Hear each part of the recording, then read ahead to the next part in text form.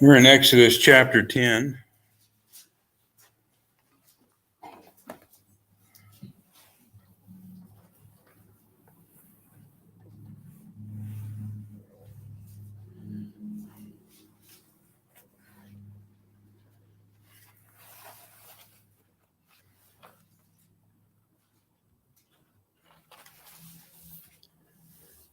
And we kind of looked at these first two verses a little bit last week, but we'll go ahead and look at them again this week, just kind of restart the whole chapter here.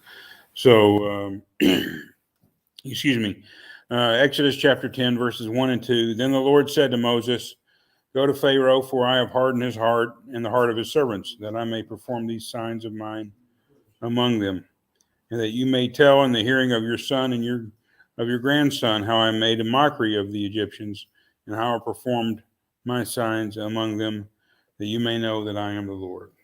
Okay. Any thoughts before we delve a little more deeply into the chapter?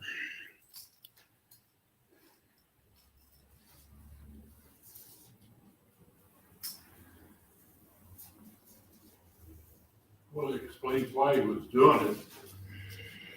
To pass on through the generations.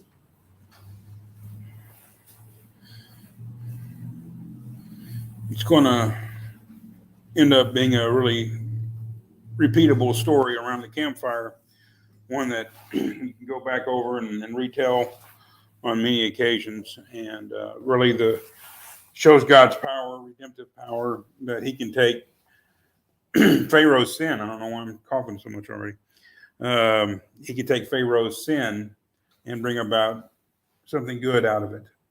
And when we think about redemption, a lot of times we just think about our personal redemption, having the debt for our sins paid, and therefore we're no longer held responsible for it. But God's redeeming power can take evil things and bring about good out of them. He can take cursing and bring it into blessing. And that's what's happening here. Pharaoh is defying God. The more he defies God, the more he is hardened in his heart. And the more that happens, the greater God's power is on display through Egypt. And ultimately, he will make a mockery of the most powerful man, the most powerful nation on the earth.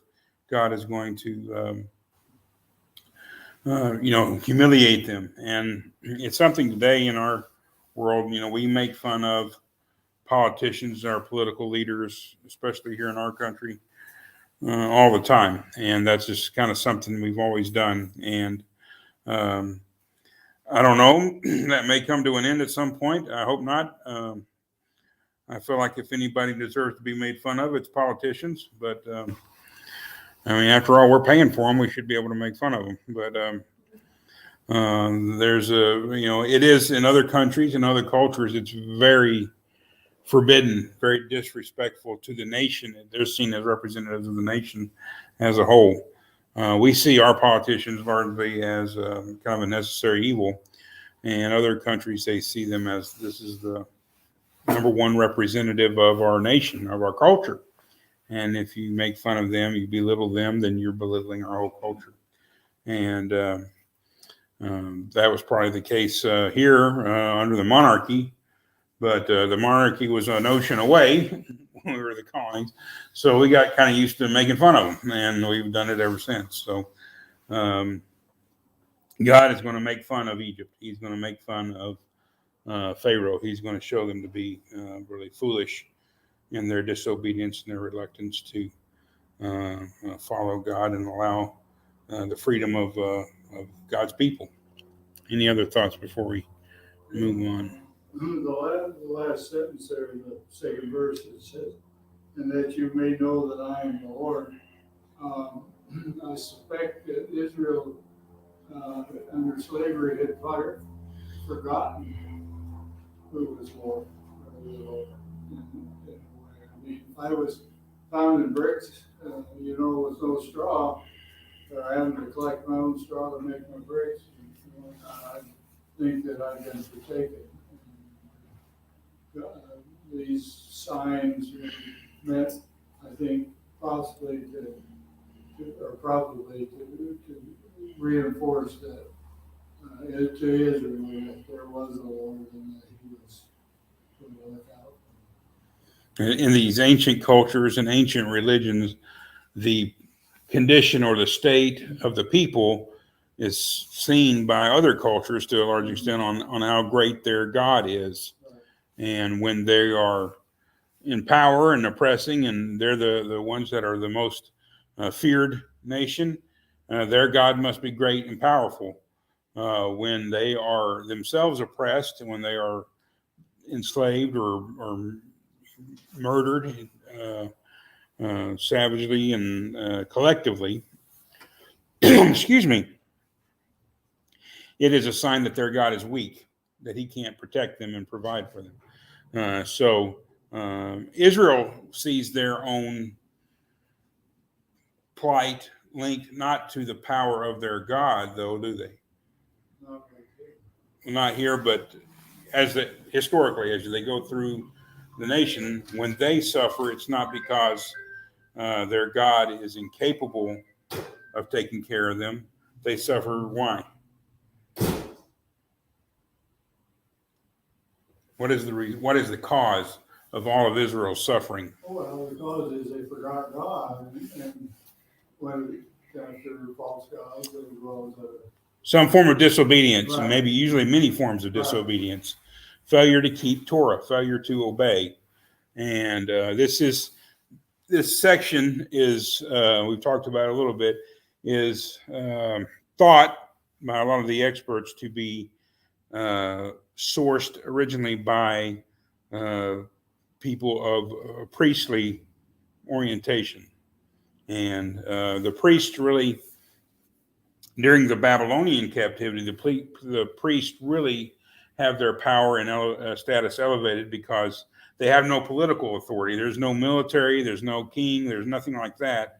So there are only religious leaders, and the religious leaders are trying to point them towards obedience, thinking that will restore their fate as a nation. They'll be able to go back home.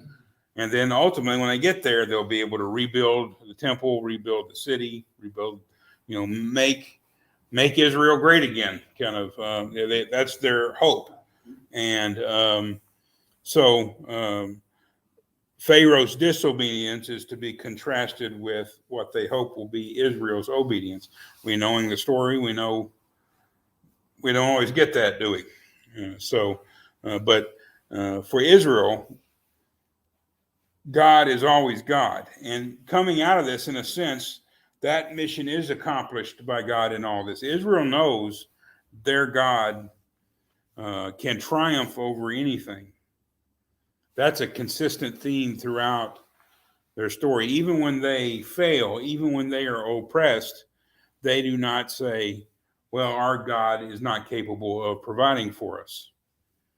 They say, what have we done to offend God? How have we sinned? Let us repent and get back and get right again with God. So it's not that Israel's fate is totally unique in the sense that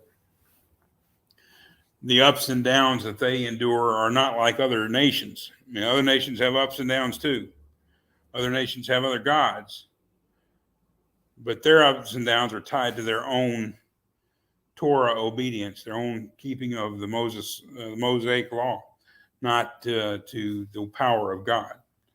And so it is when they are being oppressed, it's because God is allowing them. He is punishing them for their disobedience, rather than because God can't help them. So it's their presentation of their faith and belief is different than a lot of other pagan than the not other pagan, but the pagan religions. So let's look at verses 3 through 11, at least briefly. Moses and Aaron went to Pharaoh and said to him, "Thus says the Lord, the God of the Hebrews, how long will you refuse to humble yourself before me? Let my people go, that they may serve me. For if you refuse to let my people go, behold, tomorrow I will bring locusts into your territory. They shall cover the surface of the land, so that no one will be able to see the land. They will also eat the rest of what has escaped, what is left to you from the hail, and they will eat every tree which sprouts for you out of the field. Then your houses shall be filled, and the houses of all your servants, and the houses of all the Egyptians, something which neither your fathers nor your grandfathers have seen, from the day that they came upon the earth until this day. And he turned and went out from Pharaoh. Pharaoh's servants said to him, how long will this man be a snare to us? Let the men go, that they may serve the Lord their God. Do you not realize that Egypt is destroyed? So Moses and Aaron were brought back to Pharaoh, and he said to them, go serve the Lord your God. Who are the ones that are going? Moses said, we shall go with our young and our old, with our sons and our daughters, with our flocks and our herds. We shall go, for we must hold a feast to the Lord. Then he said to them, thus may the Lord be with you, if I let you and your little ones go. Take heed, for evil is in your mind. Not so. Go now, the men among you, and serve the Lord, for that is what you desire. So they were driven out of Pharaoh's presence. Okay. What do we think about that? Ray says hi. Hi, Ray.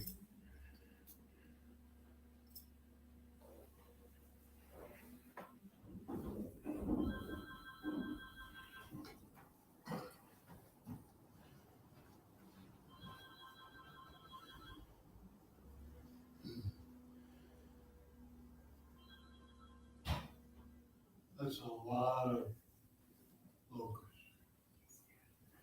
If you've ever seen locusts like that, I mean, not to this extent, but I have been in areas where locusts were very thick, to the point of driving on highways, treacherous to driving on ice, literally, slick and whatnot.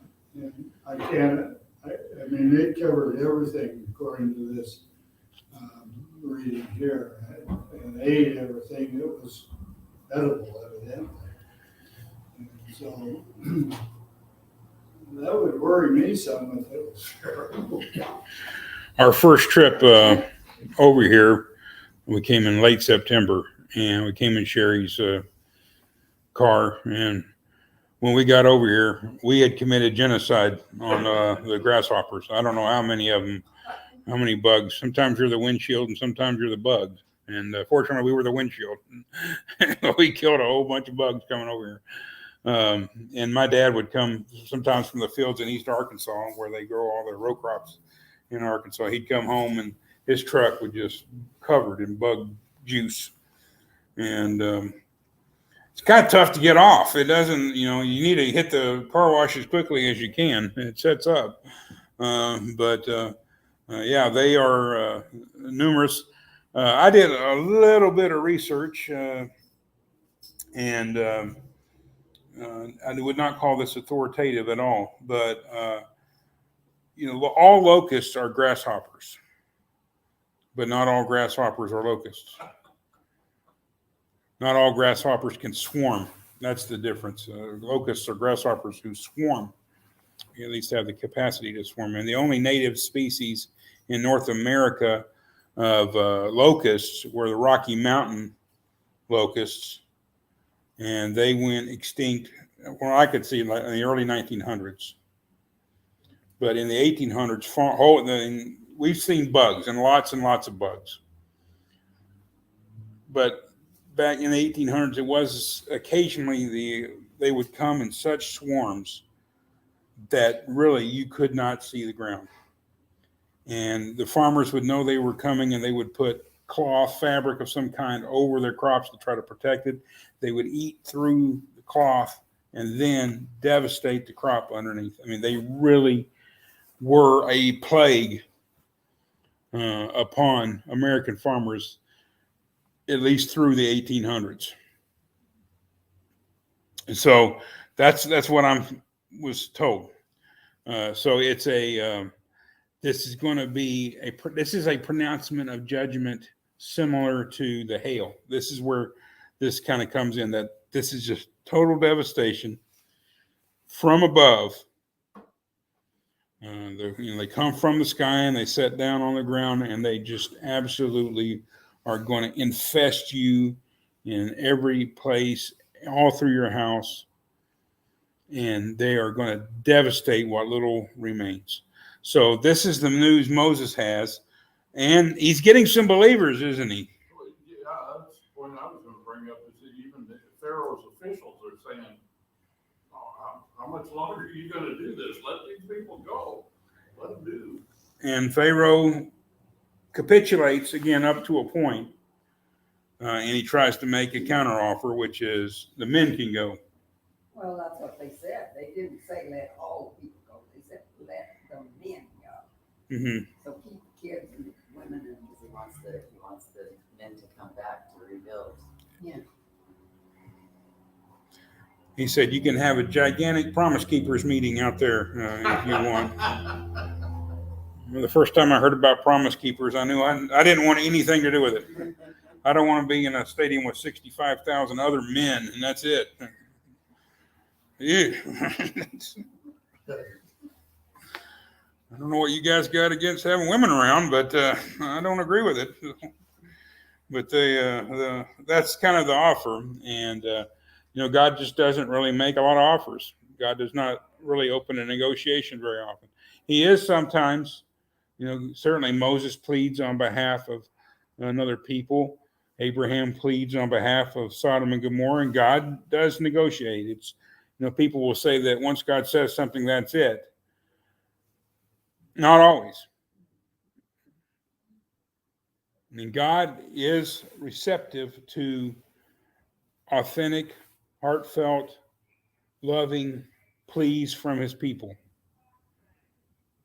And when we pray for someone who is sick to get better, if God had already made his mind up, then what's the point in praying?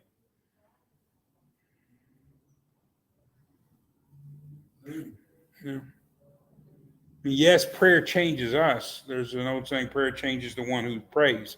And it does. But at least in the biblical context, at times, God changes his mind based on the requests of his people. Prayer, if it didn't happen, prayer wouldn't be very powerful at all.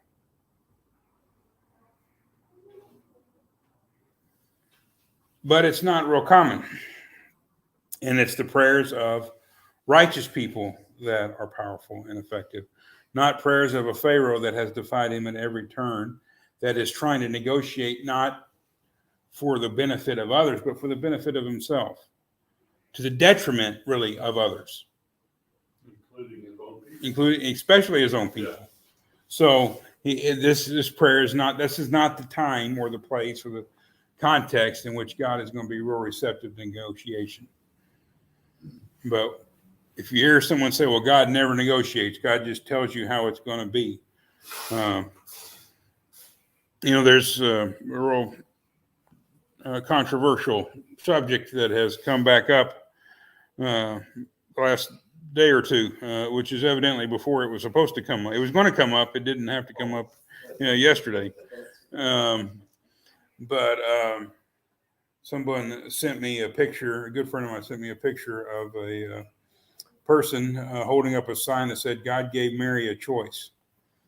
And if you look at this, go back and look at the story, that's one way of looking at it. Certainly in Luke, she is told this will happen before she becomes pregnant with Jesus. The choice is not given to our knowledge anyway after she is pregnant with Jesus, but that may be simply quibbling. I don't know. I don't want to get too far afield in that. But God does listen. And Mary gives the wise response to, if that is an offer, if that is all that is, it's really a calling more than it is an offer. And when you look at the scripture, when God gives someone a calling, no matter how it turns out for their own personal lives, it is always to be seen as a blessing. And when you are called, technically maybe you have a choice, but really you don't. I mean, how can you resist the call of God?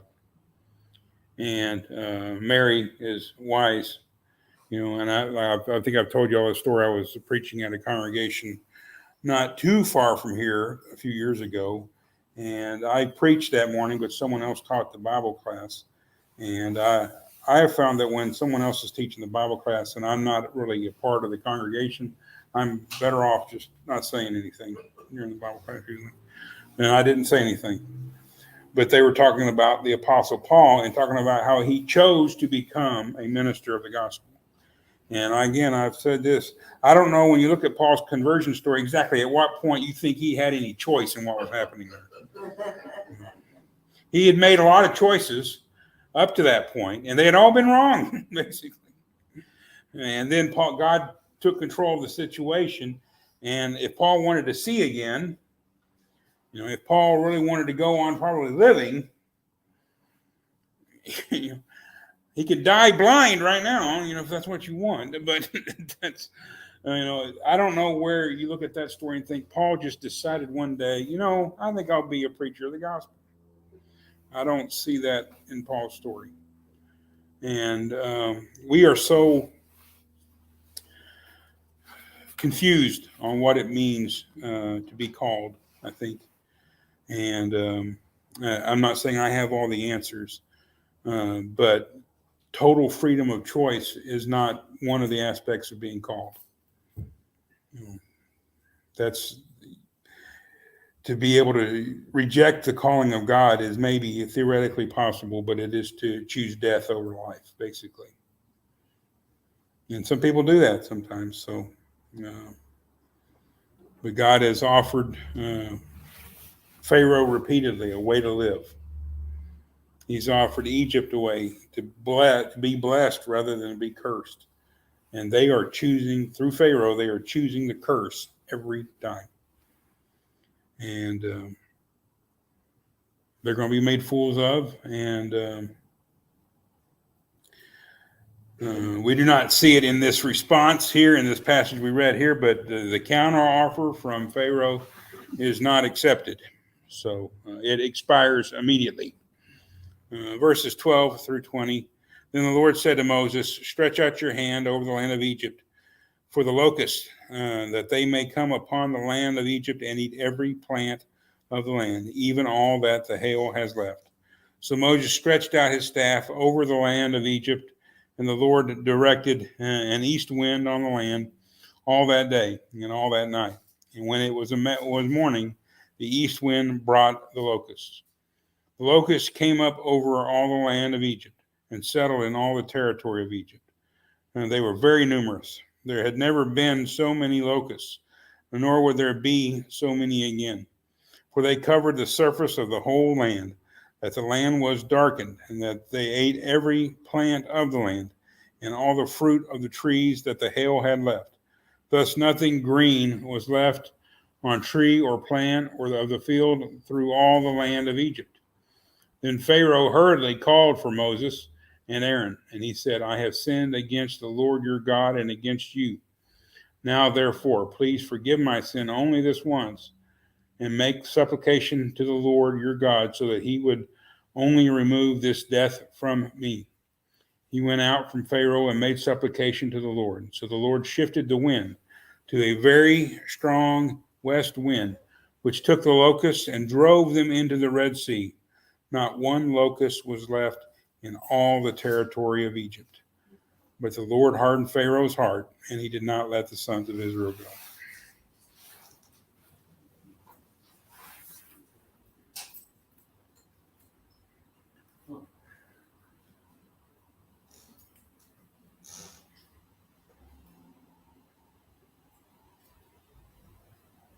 It's interesting, the NIV in 17 says, forgive my sin once more. But the American, That probably is a better translation. Makes a little more sense.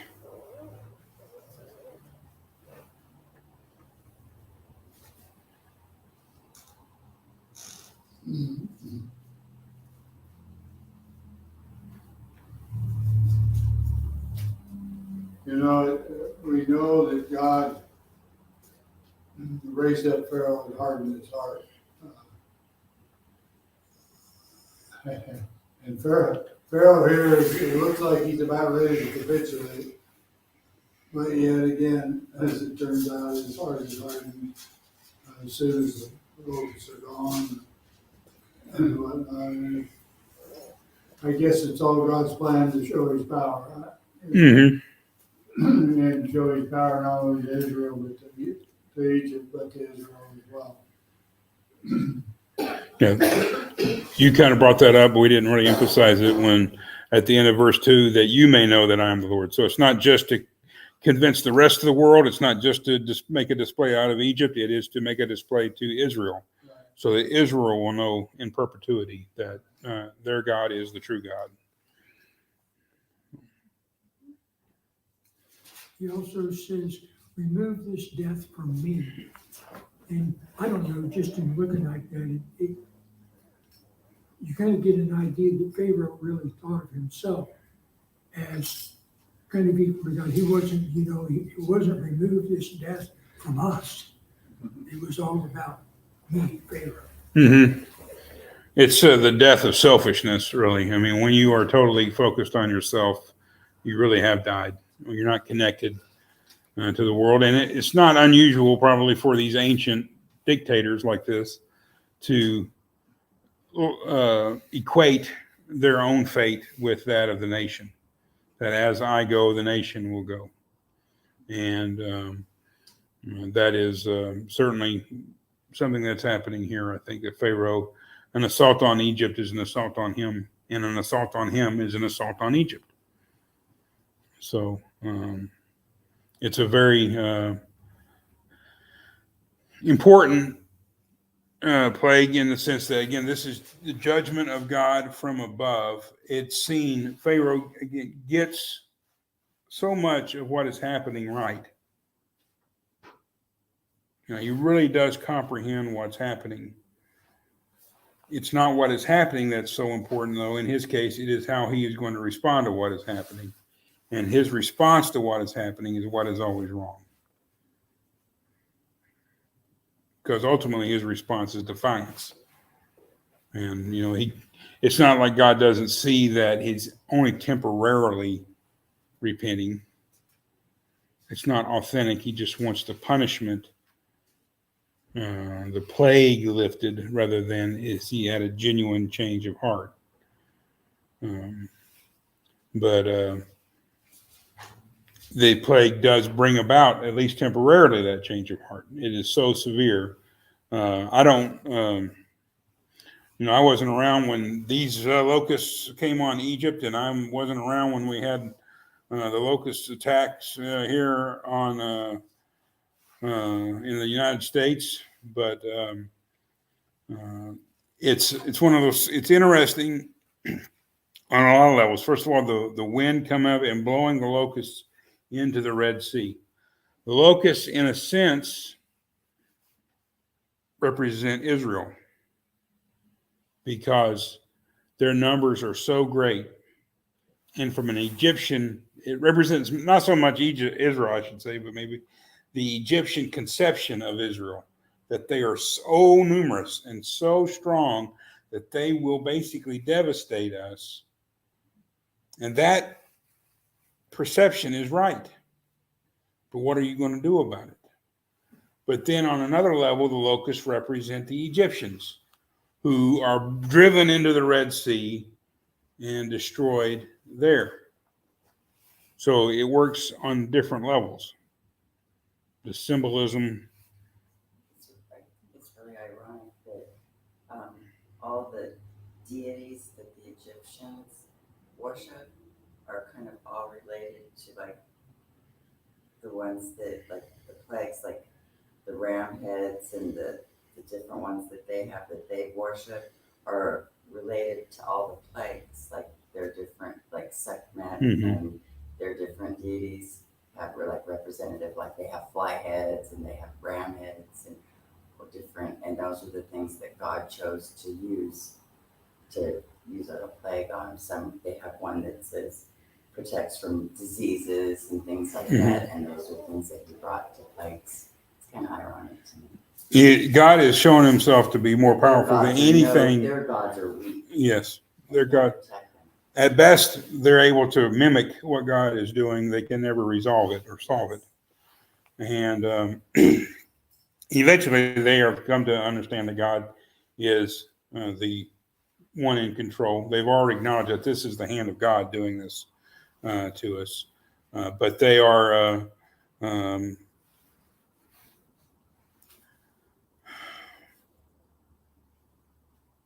reluctant, I think, as a people, but also certainly in Pharaoh, to truly humble. And this is the thing, the reluctance to humble themselves is really the problem. The arrogance of Pharaoh. It's not that their theology is wrong. It's not that they believe in false gods. It is the arrogance of trying to be God. Right. And that is, that's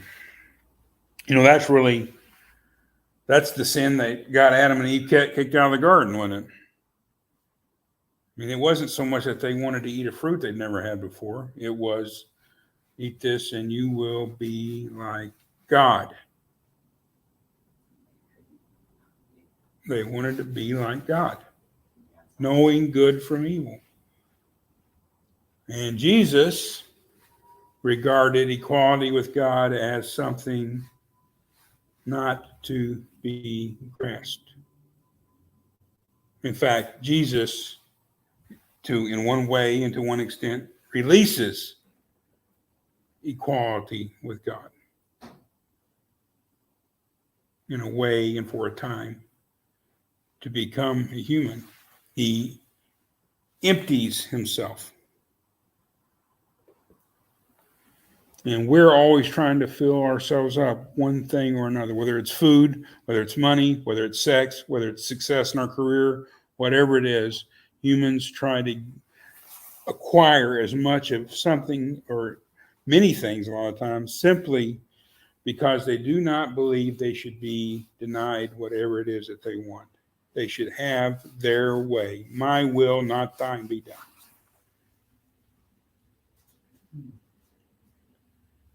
And Pharaoh is fighting tooth and nail, even with this devastation. But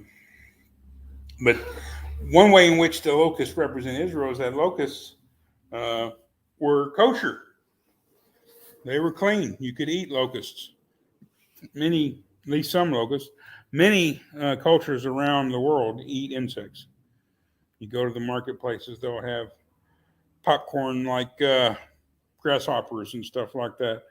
I'm about to lose Alma, I think. I may need to go get her a plastic bag or something back there from her airplane flight bag or something like that. But they eat, a lot of them eat ants. And it's hard for us to understand living in our culture with our wealth and,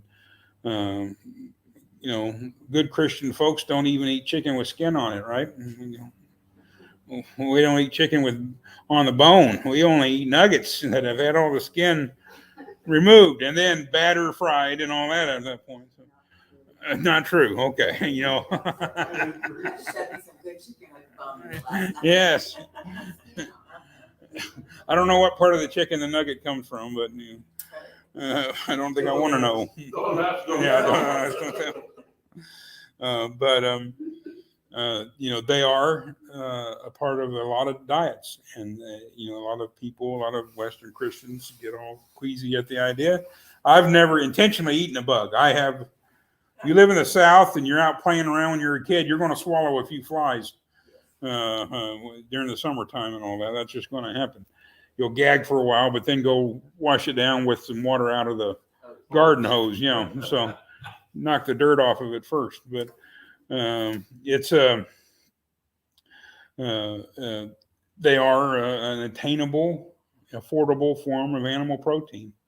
And there were a lot of foods that other cultures ate that the Hebrews had to say we can't have. But they were allowed to eat locusts. John the Baptist in the wilderness ate locusts and wild honey. So they were a clean food. Eating them is kind of every locust you eat, that's one locust that's not eating your crop. So again, this clean animal is infesting and creating devastation in this unclean empire. Basically, these pagans are suffering because of an infestation. And I hate to use that term because the Jewish people have been classified as subhumans and infestations. And I don't mean it in a derogatory sense at all. I mean it in the sense that Egypt is seeing them in that light, and God is kind of giving it to them in that light. And they were still, even if they were overwhelming you, even if they were everywhere you turned, a lot of Americans have trouble with having too many foreigners in America today. We had an elderly lady there at Aberdeen one time. We used to have a Top Foods. Did you ever have Top Foods here? Right when you went into town in Aberdeen, there was a Top Foods.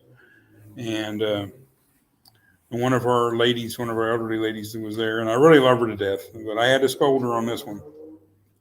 She walked into Top Foods, she said, and there were a bunch of guys there. She had a cigarette voice. I loved her cigarette. I loved it.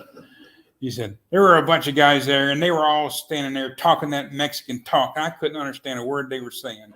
Made me so mad. And I'm like, didn't your mama ever tell you you're not supposed to eavesdrop on other people's conversations? It's none of your business what they're talking about. Just go on about your business, And she didn't like that comment too much.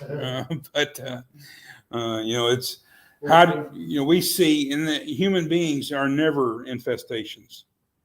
They are our brothers and sisters. They are created by God in the image of God. But in the symbolism of this plague, Egypt is being overrun. They see themselves they are growing weaker, and the Israelites are growing stronger. And no matter what Egypt does to Israel, through the power of God, Israel just keeps getting stronger. There's always more of them, and they're more powerful. They're more of a threat. They're going to ruin our culture. Yes, they will. So why don't you let them go? Well, that's the whole point of the story here, isn't it? Who's going to make the break? Yeah. Yeah, that's what I was wondering every time, because it said his servants too, hardened their hearts, and his servants. They were looking at, well, who's gonna do the work now?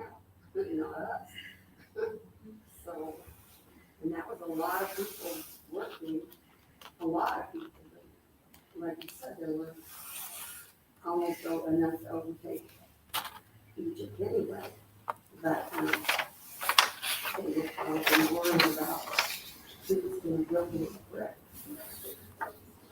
There's a reason that there's been slave labor throughout so much of human history.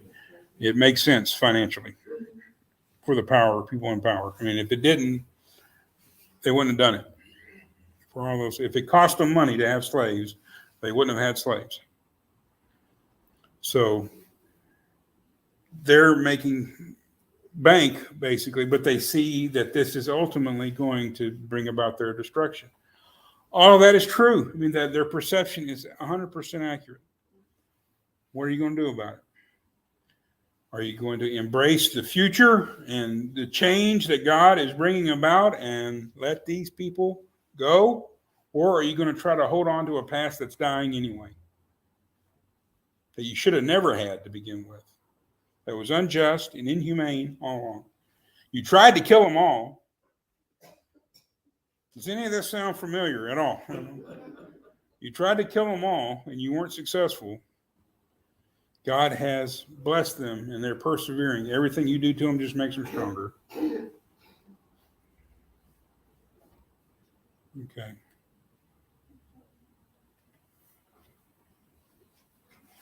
Let's we'll just quit there and we'll pick up in verse 21 next week. Thank you for your attention and comments.